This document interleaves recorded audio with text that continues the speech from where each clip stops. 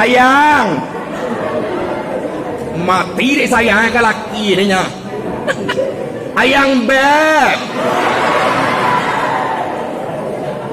Itu kalau pitih sarang lain pak. Cuma tak ada pitih beb nya ngeceng kawan.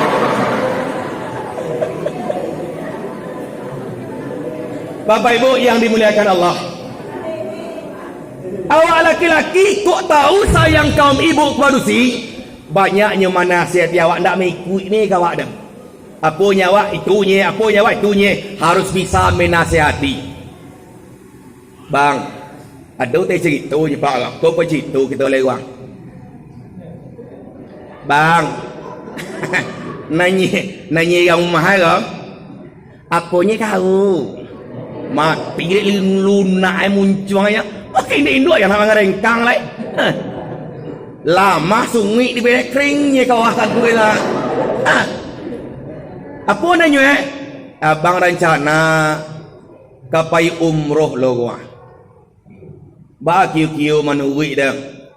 Nanya orang mai sama-sama teh kita kok dapatnya bang.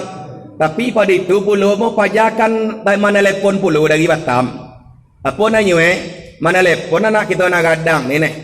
Nanya disuruh yang bawa ke Batam dulu. Aku bulan muka lah bang pergi umrah. Jangan kini sasak lah. Malah ini upiak na aku pergi lah bisua. Tiba di Batam matanya lah anak aja kau ke orang kamar aja kau. Mati abak mak. Apa mati?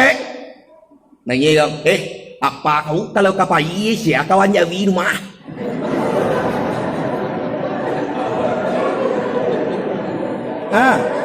Sinilah lama bisik-bisik melai. Yang kita tanya apa kau nang? Baik siapa nyawi? Sini ba emang gaya ke Batam na laki tinggal ni jauh-jauh rumah. Tapi nawak sikor pak. Buat kapiang ya kalau sikor.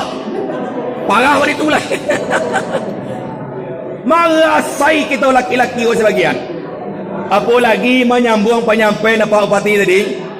Efek dari corona jadi pak. Jadi efek tak lebih ke ibadah. Pergi Jumaat tidak. Awak patuh awak ke pemerintah kenin. Nanya kok? Alasannya kok? Sembahyang di rumah aja.